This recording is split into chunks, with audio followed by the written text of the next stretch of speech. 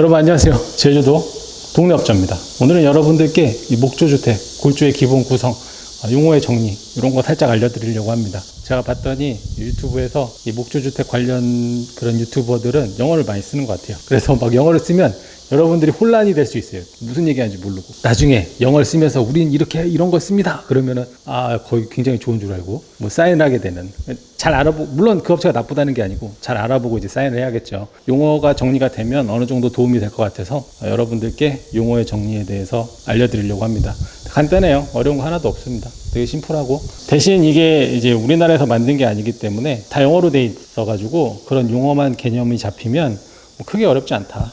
이게 이제 토대죠. 토대가 이제 머드실이라고 하는데, 그 실이라는 게 턱이라는 의미잖아요. 집에 턱이 생긴다. 이제 가장 기초면에 맞닿는 부분입니다. 우리는 이제 두 단을 까는 이유가 방통을 해야 되니까, 한국에는 이제 이게 변형이 된 거죠. 원래 보면 실 한 단만 많이 깝니다. 외국에는 방통 두께를 맞추기 위해서 한 단 더 깐 거고, 그 위에 이제 또 똑같은 거, 그러니까 실과 똑같이 일자로 가는 게 있는데, 이게 이제 바텀 플레이트입니다. 그래가지고 이제 밑에 깐다. 그래서 이게 밑에 깔려 있고, 이제 새끼둥이 그 깔려 있는 사이사이에 규정 간격대로 쓰게 되는 거죠. 또 새끼둥을 잡아줘야 되잖아요. 그 위에도 이제 깔아야 되잖아요. 그래서 그것도 이제 플레이트입니다. 근데 그건 위에 있으니까 탑 플레이트. 근데 탑 플레이트 하나 놓고 이런 지붕에 하중을 받치기에는 무리가 있으니까 한 장을 더 깝니다. 탑 플레이트 위에. 그러면 두 장이 됐잖아요. 그럼 그건 더블 탑. 그래가지고 실이 있고 바텀 플레이트가 있고 스터드가 있고 탑 플레이트가 있고 더블 탑이 있습니다. 그게 이제 1층 구조의 끝입니다. 그런 다음에 2층이 되면 조이스트라는 게 있어요. 장선이라는 의미인데, 뭐 플로어 조이스트 다 같은 말이고, 그 위에 이제 천장이 있어야 되잖아요. 그 천장을 이제 영어로 실링. 그리고 그 실링 위에는 이제 석가래가 있어야겠죠. 석가래는 영어로 라프트. 그리고 우리나라 보면 석가래 있고 이제 가운데 용마루가 지나가잖아요. 그거를 미국에서는 이제 리찌라고 합니다. 그게 이제 뭐 90% 이상이다라고 보시면 되고, 이제 개구부가 이렇게 있잖아요. 집마다 창문이 있어야 되고 문이 있어야 되는데, 이 창문에 이제 하중이 실리니까 이 하중을 양쪽으로 50%씩 분산을 해줘야 되잖아요. 그래야지 창문이 눌리지 않겠죠. 그 창문에 하중을 분산해 주는 게 헤더가 이렇게 있습니다. 그 헤더를 받쳐주는 게 트리머. 이 헤더가 떠 있으면 안 되니까 기둥에 받쳐져 있어야겠죠. 트리머가 있고, 그 트리머를 고정시켜 주는 게 킹스터드 그렇게 있습니다.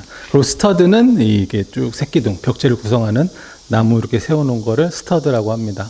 그게 끝입니다. 이게 목조주택 용어의 한 95% 이상인 것 같아요. 골조에서. 근데 이게 다 영어로 돼 있으니까 여러분들이 충분히 헷갈려 할 수가 있죠. 그래서 용어의 정리가 필요할 것 같다. 그런 생각이 들었습니다. 그러고 그렇게 영어를 많이 쓰면서 얘기를 하는 거는 약간 좀 거품, 허세일 수도 있다. 좀 있어 보이게 하기 위해서.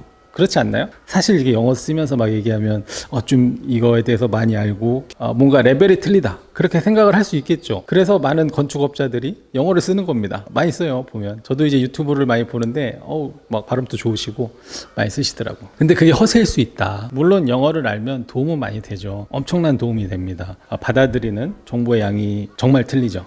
예를 들어서 베트남에 한옥붐이 일었다고 생각을 해봐요. 가정을 해보면 한국말을 할 줄 아는 베트남의 한옥 건축업자와 한국말을 모르는 베트남의 한옥 건축업자, 누가 더 한옥에 대한 이해도가 빠르겠습니까? 한국말을 할 수 있는 베트남의 한옥업자겠죠. 똑같은 겁니다. 그래서 많은 분들이 더 이제 영어를 쓰시는 것 같아요. 사실 우리나라 말로도 많이 번역되어 있는데, 근데 영어를 쓰고 하는 건 좋은데 잘못된 정보를 전달하는 경우도 꽤 많이 있죠, 우리나라에서. 얘 중에 하나가 이제 집 시스템입니다. 집 시스템, 녹색으로 된 그 OSB 합판 아시죠? 방수 기능이 있다고. 그게 이제 우리나라에서는 굉장히 뭐 방수 기능이 탁월한, 그래가지고 하우스 랩을 하지 않아도 되는 그런 자재로 인식이 많이 돼 있어요. 그거를 취급하시는 건축업자분 아니면 이런 시공사에서 굉장히 과장되게 홍보를 많이 한 거죠. 문제가 많이 있을 겁니다. 앞으로 집 시스템하고 하우스 랩을 안 한 집. 결론부터 말씀드리면 100% 방수가 아니죠. 집 시스템은. 걔네들도 하우스 랩을 만들고 있어요. 휴버사에서. 프로 워터프루핑을 제공한다라고 제가 본 것 같지는 않아요.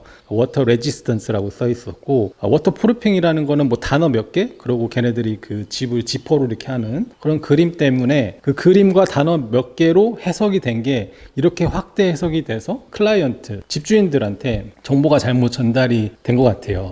집 시스템, 에어타이트에 이제 좀 특화된 그런 시스템인 거죠. 그러니까 외기가 들어오지 않는. 물론 나쁜 건 아니에요. 근데 다양한 방법이 있는 거죠. 에어타이트를 위해서 집 시스템을 쓸 거냐, 아니면 뭐 빌딩 인벨로퍼를 할 거냐, 그럼 선택의 기로에 있는 겁니다. 근데 이제 집 시스템이 굉장히 좋은 것처럼 막 얘기가 돼가지고 집 시스템을 쓰면 집이 특별하게 되는 뭐 그런, 그게 이제 이 집보드에 대한 명확한 분석이랑 이해가 없는 상태에서 뭔가를 좀 더 어필하기 위해서, 뭔가를 좀 특별한 걸 보여주기 위해서 과장되게 이게 사용이 된 거죠. 홍보용으로 그렇게 좀 많이 써지게 된 것 같아요. 그럼 이게 문제가 생기면 그 피해는 누구한테 가겠습니까? 그 업체에서 하는 말만 믿고 집보드를 사용한 건축주겠죠. 그렇지 않나요? 저는 그렇게 생각하는데, 미국에서도 집보드는 에어타이트에 이제 특화된 제품이고 워터프루핑 기능을 100% 제공하지 않는다라고 합니다. 이제 우리나라에서 이게 뭐 방수 기능 있는 합판으로 이렇게 인식이 돼서 잘못된 그런 정보가 많이 있는 것 같아요. 제가 이런 많은 자료를 보면, 유튜브나 이런 영상을 보면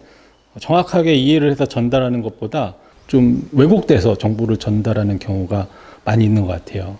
본인들의 비즈니스를 위해서. 목조주택에 관련된 자료, 영어로 된 영문 자료죠. 연구기관에서 나온 자료를 이해하려면 생활영어로는 택도 없습니다. 그 생활영어를 훨씬 넘어서 이 전문 분야잖아요. 집을 짓는. 이 전문 분야에 세미나 같은 데 참석했을 때 최소한 90% 이상은 듣는 순간 바로바로 이해가 돼야 되는, 그 정도가 되면 외국 자재에 대해서 아니면 얘네들이 시공법에 대해서 정확하게, 좀 더 정확하게 여러분들한테, 클라이언트들한테 전달해 줄 수가 있겠죠. 그런 게 많이 좀 부족한 것 같아요. 그냥 뭐 좀 거품? 그런 게 좀 많이 있는 것 같습니다. 생활영어는 쉬워요. 생활영어 좀 한다 해서 이런 세미나 이런 거를 이해할 수 있는 그런 건 아닙니다. 좀 분야가 많이 틀리기 때문에 그런 생활영어가 가장 베이직하게 기본 바탕이 돼야 되고, 이제 또 나름대로 열심히 그걸 해야겠죠. 완벽하게 이해를 하기 위해서는. 특히 이제 저 같은 외국인이 걔네들의 그런 주거 문화와 걔네들의 정보를 이해하기 위해서는 뭐 그렇습니다. 근데 그렇게 안 됐는데 막 굉장히 걔네들 거를 명확하게 자기가 이해 못하면서 주분들한테 전달하는 거는 좀 문제가 있다. 저는 뭐 그런 생각이 들었고, 그래서 그럼 너는 뭐 영어를 잘하냐? 네, 저는 잘합니다. 물론 제가 발음이 좋진 않죠. 뭐 한국 사람이기 때문에. 하지만 걔네들이 하는 세미나 이런 거를 다 이해할 수가 있습니다. 여러분들한테 전달해 줄 수가 있는 거고, 뭐 영어로 하는 거 크게 어렵지 않습니다. 뭐 발음은 좋지 않지만 간략하게 좀 설명을 드릴까요? This is normal components of wood frame house. We got usually 2x6 wall frame, 2x10 left. We're gonna put R24 in the walls, which is grade A insulation. We also have R37 on the ceiling. That is also grade A insulation. Every time I build a house, I focus something. I can tell you some of principle. There is 5 principles of passive house, but you don't need to follow all of it. You just understanding perfectly 2 or 3 of passive house. That's make better your house with your lifestyle. And then, so when you framework, I can tell you, I can give you some of good information. This is really important, fastening, connecting all of wood frame. Make connections from the roof all the way to the foundation. That's the point. That makes your house stronger. I give you good information step by step. 그냥 영어로 해봤습니다. 오늘은 제 자랑을 많이 하네.